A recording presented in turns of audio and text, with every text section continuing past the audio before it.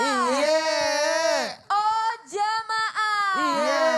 Alhamdulillah. Alhamdulillah buat jamaah yang baru bergabung, hari ini kita sedang membahas tema yang sangat bagus sekali, yaitu jangan remehkan mandi junub ya. Tadi guru-guru kita juga sudah menjelaskan ya secara detail ya bagaimana kita harus mandi junub itu harus menggunakan air yang seperti apa, terus harus meratakan dari ujung rambut sampai bawah, bagaimana mengajarkan anak perempuan metodenya, pokoknya benar-benar lengkap ya dan detail tadi. Mudah-mudahan kita bisa mengamalkannya. Nah lanjutnya Habib Muhammad Syahab ini Siap, Aca Masya Allah. penasaran lagi, lengkap loh. Habib Muhammad Syahab, Masya Allah. Kaget. Habib ini misalnya nih ya, biar semangat Bib. Siap. Misalnya kita menunda nih untuk segera melakukan mandi junub dan langsung melakukan aktivitas rumah tangga, ya Baik. kan Bib. Nah apakah benar jika seseorang yang belum mandi junub ya atau masih dalam keadaan najis itu akan selalu diikuti setan atau jin? Nah mau izin Bib. Siap, izin semuanya. Bismillahirrahmanirrahim. Menunda mandi junub. Tadi alhamdulillah guru kita Ustadz Maulana sudah menyampaikan artinya lama nih. Pertama, tidak ada larangan khusus artinya bagi orang yang menunda untuk mandi janabah. Tentunya ketika dia ingin sholat maka dia wajib untuk mandi janabah. Dan memang hukumnya makruh. Cuma berdasarkan hadis daripada baginda Nabi besar Muhammad sallallahu alaihi wasallam mubarak alaihi wa ala alihi, Nabi pernah mengatakan salasatun la taqrabuhumul malaika al-junubu wasaqran al-junubu wasaqran, kemudian al-utul makhluk bil khuruq. Artinya ada tiga hal yang memang dijauhkan malaikat pergi dari dia. Tapi hanya malaikat rahmat, bukan malaikat raqib sama atid. Kalau ini pergi juga, wah nggak ada yang catat gitu ya, bebas dong gitu ya.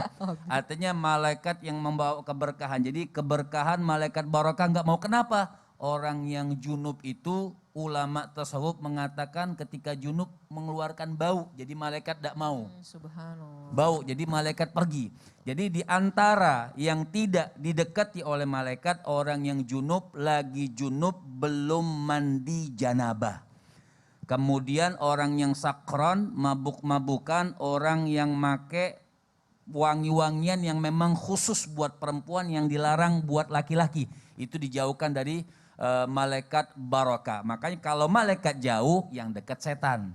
Malaikat jauh yang dekat jin. Makanya kenapa diikutin, karena nggak ada malaikat barokahnya, jin yang nempel. Makanya kadang orang-orang junub itu kalau lama mandi suka gelisah, nggak enak gitu.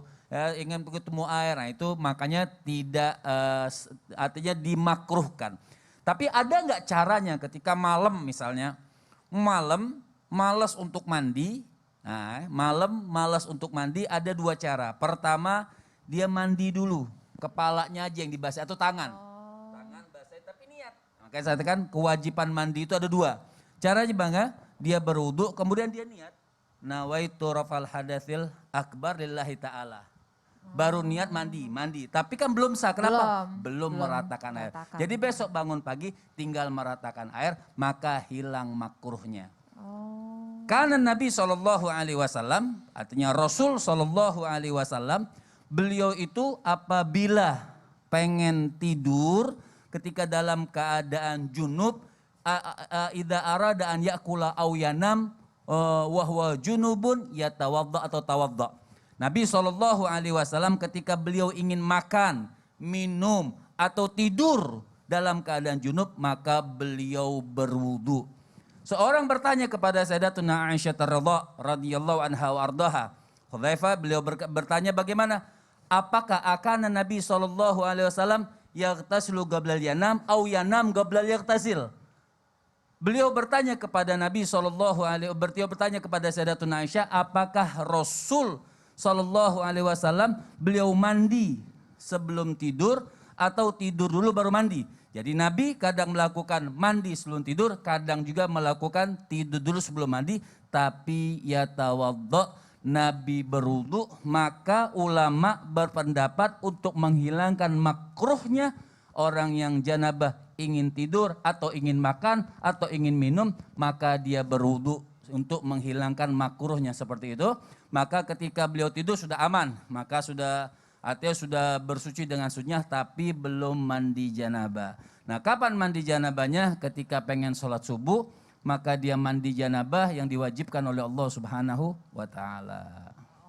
Oh iya iya ya Habib. Jadi sebenarnya kita niat aja paling enggak untuk menenangkan hati juga ya Habib ya. Iya, Wudhu dulu gitu ya. Wudhu dulu atau mandi, niat mandi tapi hanya dibasahkan Iya. berarti kapan lagi untuk meratakan, tinggal satu kewajiban meratakan airnya besok Besok. diperbolehkan. Tapi iya sih Bib, emang Aca juga nggak tenang sih kalau misalnya belum mandi tuh kayak aduh udah Gelisah, nggak mandi enak. aja deh udah. Iya sih benar, Masya Allah. Makasih banyak Habib. Sama-sama.